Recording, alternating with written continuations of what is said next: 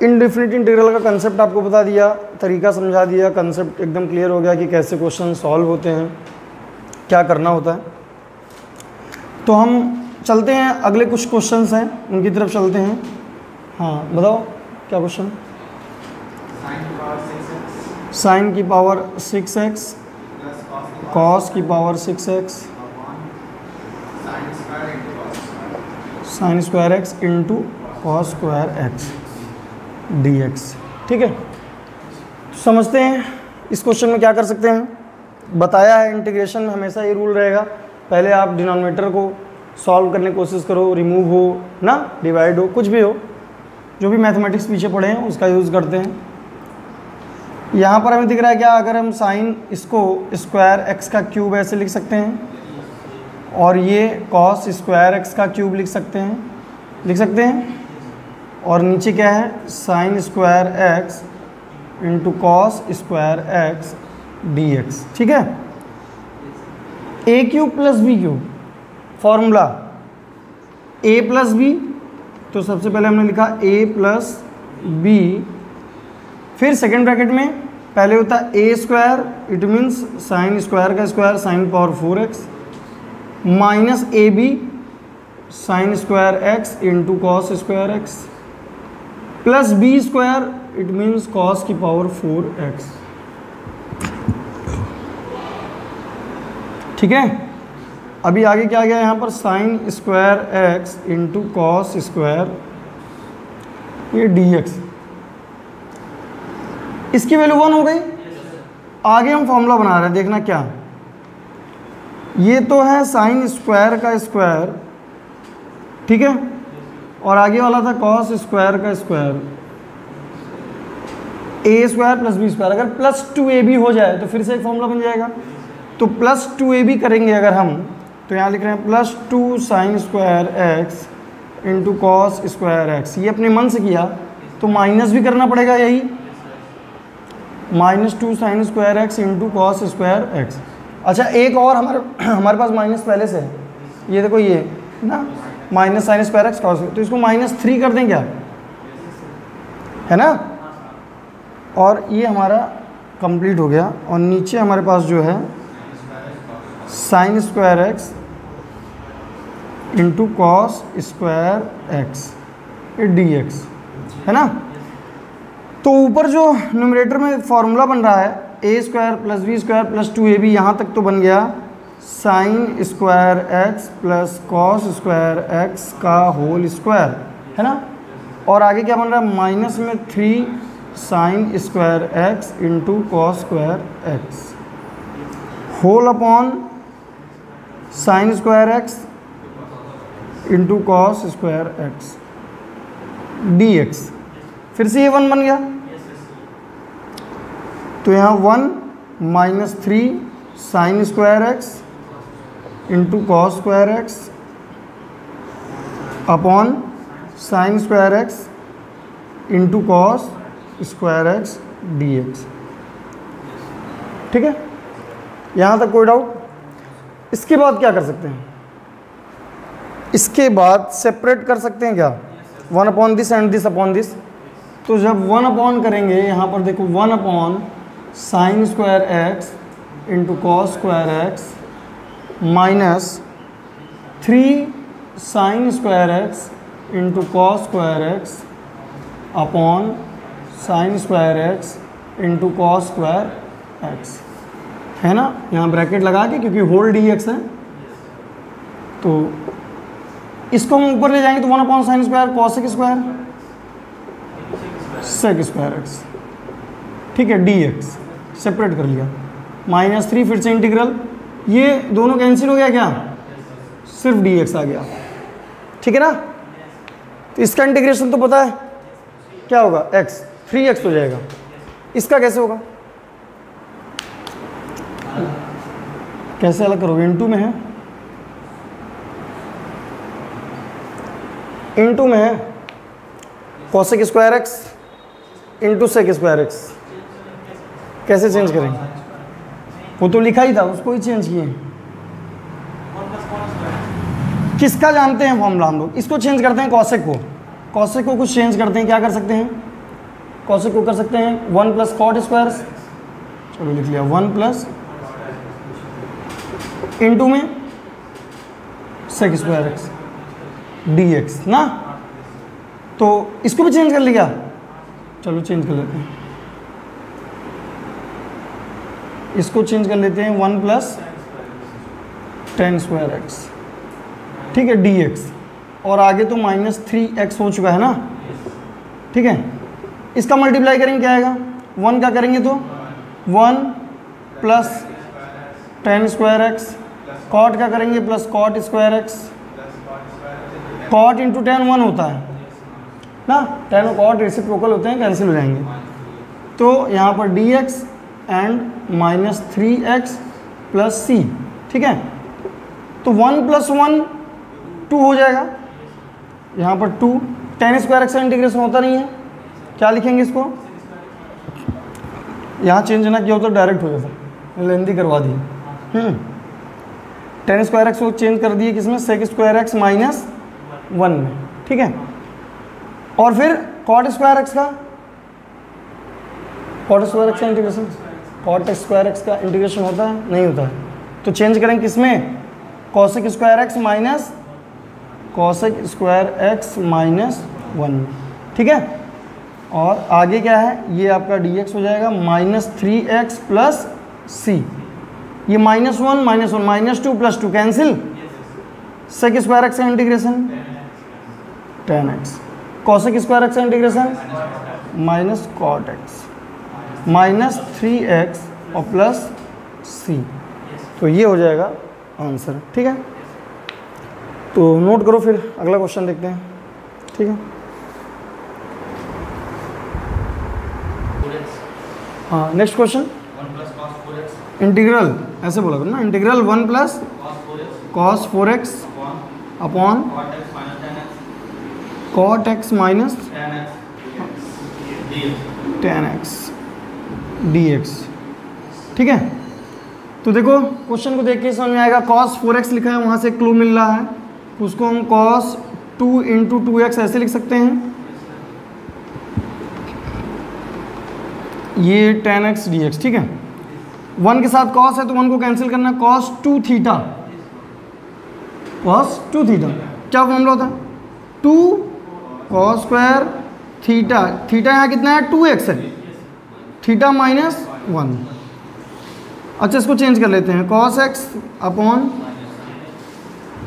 Minus sine x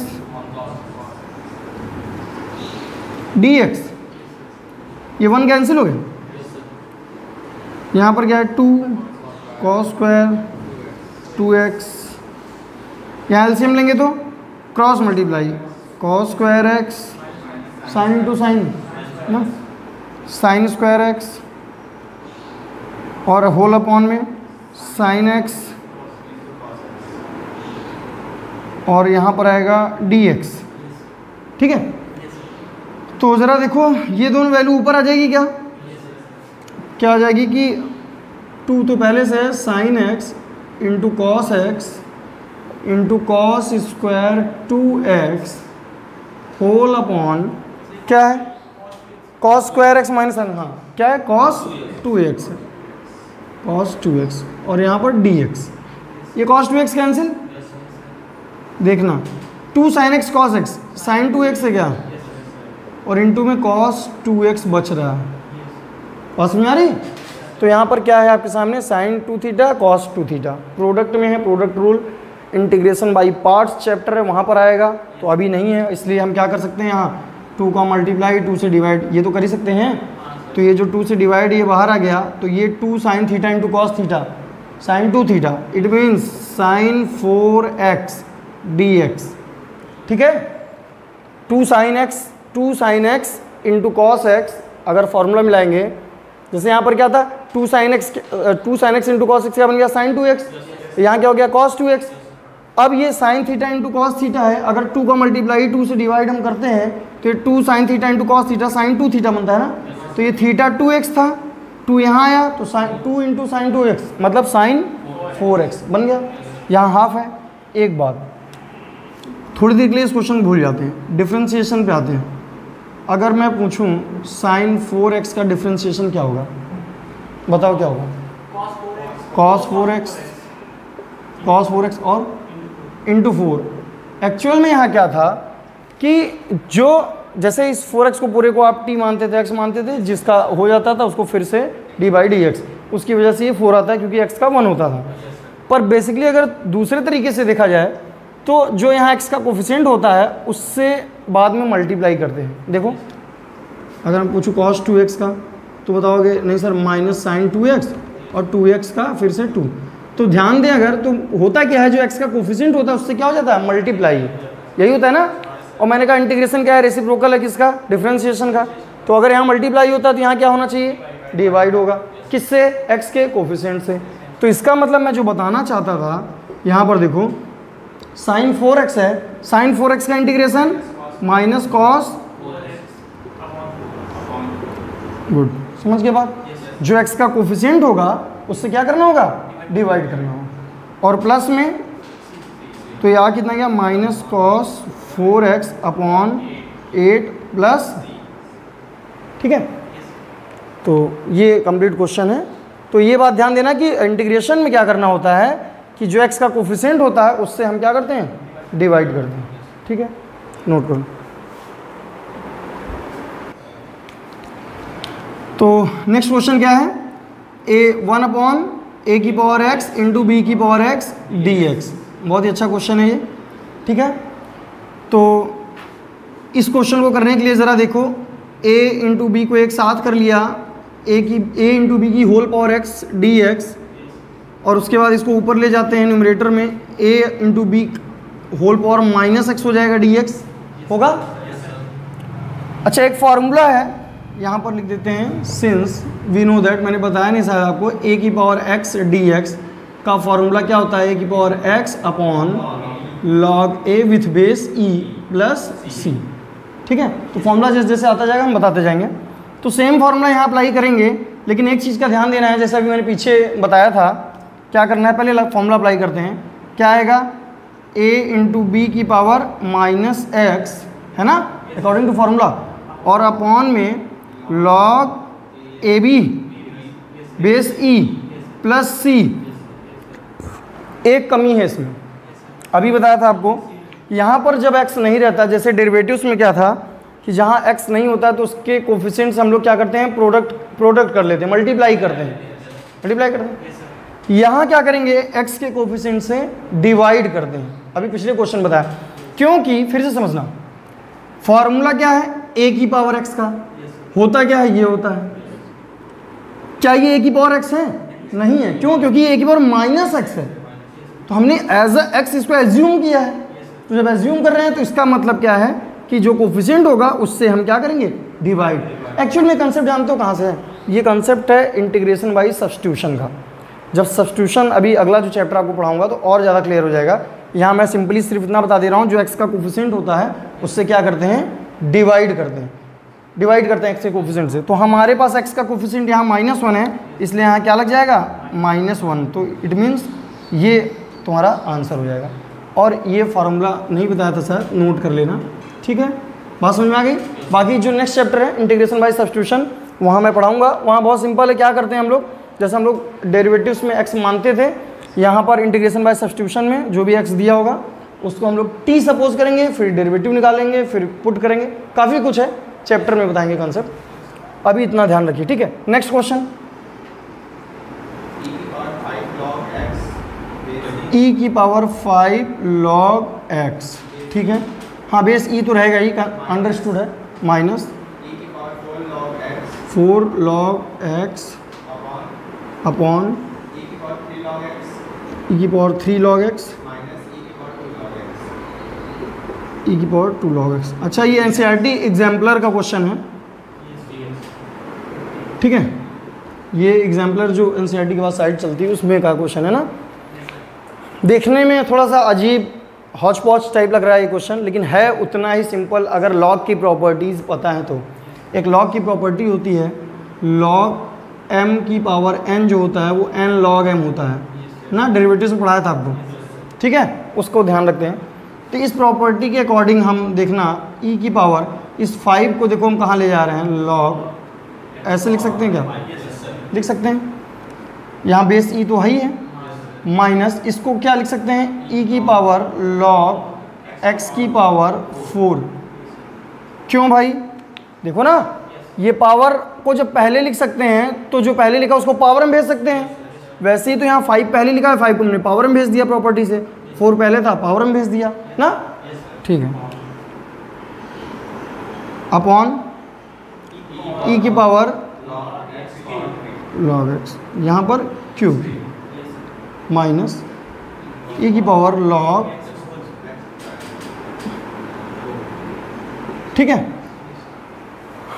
एक और log की प्रॉपर्टी, बेस में ई है और लॉग ई की ही पावर में है, तो इस पूरे की जो वैल्यू होती है ना बेटा, ये क्या हो जाती है, 1 हो जाती है। क्या हो जाती है, मतलब सेम बेस हो, सेम पावर में हो, तो उसकी वैल्यूज़ क्या हो जाती है, 1। तो यहाँ हमारे पास जो बचेगा x की पावर 5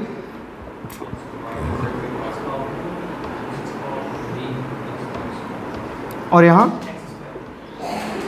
ठीक है, ऊपर कुछ कॉमन है, एक्स स्क्वायर लेते हैं क्योंकि नीचे तो हाईएस्ट एक्स स्क्वायर ही कॉमन है, तो यहाँ पर बचेगा x cube minus x square, नीचे एक्स स्क्वायर कॉमन ले लिए तो एक्स माइनस 1 है ना, तो ये पूरा कैंसिल, डी एक्स नहीं और कॉमन ले लेते हैं, एक्स स्क्वायर भी ले लेते हैं, ठीक है। तो एक्स स्क्वायर कॉमन ले लिए तो क्या बच रहा है, एक्स माइनस 1 और नीचे एक्स माइनस 1 और ये डी एक्स है ना, ये कैंसिल, क्या बचेगा आपके पास, x square d x, x square का integration x cube upon plus, ये एनसीईआरटी एग्जाम्पलर क्वेश्चन है, बहुत अच्छा, देखने में टफ लग रहा था, हौच पौच था थोड़ा, पर था बहुत इजी ना, with the property of logarithm function, ठीक है, नोट कर लीजिए। देखो बच्चों, एक क्वेश्चन है, क्वेश्चन क्या है कि उस एक तरह से एज अ एप्लीकेशन समझ सकते हैं कि वो एक छोटा सा क्वेश्चन है, जैसे मैं लिख दे रहा हूँ पहले, cos square x d x, suppose that ये है, तो इसका यूज़ आगे क्वेश्चंस में, डेफिनेट इंटीग्रल में, इंटीग्रेशन बाय पार्ट्स में, इंटीग्रेशन सब्स्टिट्यूशन में, डिफरेंशियल इक्वेशन में, बहुत सी जगह इसका यूज़ बहुत है, ठीक है। मान लो एक जैसा क्वेश्चन है ये, दोनों स्क्वायर फॉर्म में ना दोनों, और अगर इसी जगह ऐसे आ जाए sign cube x d x और कॉस, तो ये थोड़ा सा इम्पॉर्टेंट रोल प्ले करता है इंटीग्रेशन में, पता होना चाहिए कैसे स्क्वायर फॉर्म के, और कई बार ये मिलेगा, ठीक है, कई बार ये सामने आएगा, पर्टिकुलर ये क्वेश्चन नहीं आएगा, क्वेश्चन कुछ और रहेगा, बड़ा क्वेश्चन रहेगा, लॉन्ग में आता है बोर्ड एग्जाम में, उसमें बीच में कहीं ये टर्म्स मिल जाएगा ऐसे ना, इस टाइप से। तो कैसे करते हैं, हमेशा याद रखना, स्क्वायर फॉर्म के क्वेश्चन, क्यूब फॉर्म के क्वेश्चन बता रहा हूँ। cos 2x का फॉर्मूला पढ़ा है, 2 cos स्क्वायर एक्स माइनस, अगर यहाँ से निकालें वैल्यू cos स्क्वायर एक्स की, तो cos स्क्वायर एक्स की वैल्यू ज़रा देखना 1 प्लस cos 2x अपॉन 2, यही होगी क्या, यही होगी, इस वैल्यू को यहाँ पुट कर देते हैं। इसीलिए ये बताया, थोड़ा ये स्पेशल टाइप क्वेश्चन है कि ये डबल द एंगल के फॉर्मूले से वैल्यू फाइंड आउट करके और वैल्यू सब्स्टिट्यूट करके देन इसका इंटीग्रेशन होता है। वैल्यू पुट कर दिए, 2 कांस्टेंट था बाहर आ गया, अंदर बचेगा 1 प्लस cos 2x और यहाँ पर dx 1/2। अब बताना इसका 1 का इंटीग्रेशन, cos 2x का माइनस साइन, हाँ साइन 2x अपॉन 2, क्यों, x का कोफिशिएंट 2 था ना, 2 से डिवाइड और प्लस में, बस बात समझ में आई कि नहीं, बात समझ में आई।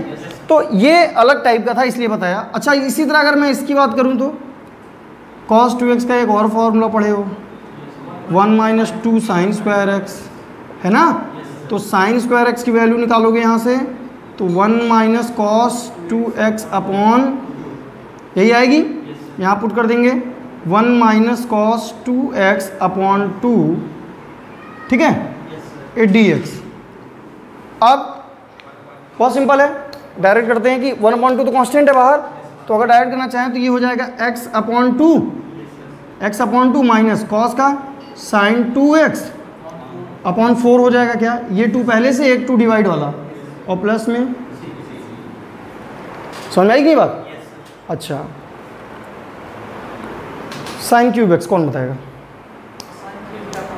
हाँ गुड, क्या करना होगा समझ गए ना, कंसेप्ट समझ गए होगे, इसीलिए कि अब यहाँ किसका फॉर्मूला यूज करेंगे, साइन 3x का, sine 3 sine x minus 4 sine cube x, तो साइन 4 साइन क्यूब एक्स इधर आ जाएगा तो आएगा sine cube x 3 sine x minus sine 3x upon 4, यही तो होगा। और इस वैल्यू को यहाँ सब्स्टिट्यूट करेंगे कहाँ पर, यहाँ, तो आ जाएगा 1/4 कांस्टेंट है 3 sine x minus sine 3x और बाहर क्या है dx, तो ये 1/4 है, इंटीग्रेशन करते हैं 3 साइन एक्स का माइनस, गुड, साइन 3x का माइनस माइनस प्लस हो जाएगा cos 3x और अपॉन और प्लस में, बात समझ में आ रही?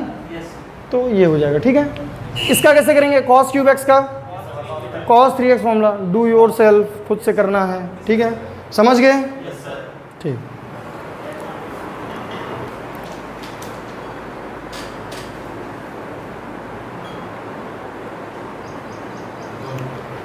बोलो क्वेश्चंस बोलो,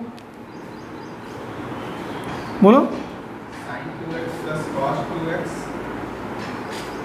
लैंग्वेज है उसमें कुछ, हाँ, for what value of c and a the following equations are satisfied, हाँ, इंटीग्रल साइन, हाँ हाँ dx, हाँ साइन 2x dx,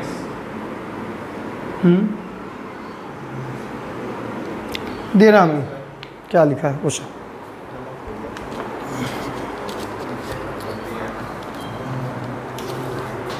क्वेश्चन भी गलत बोलते हो तुम लोग, इक्वेशंस बोल रहे हो। इंटीग्रल एक साइड जब हो गया तो यहाँ पर दिया है 1/√2, ठीक है, sine 2x minus c plus a, ये इक्वेशंस है और इसी को बोल रहा है कैसे करेंगे, ठीक है।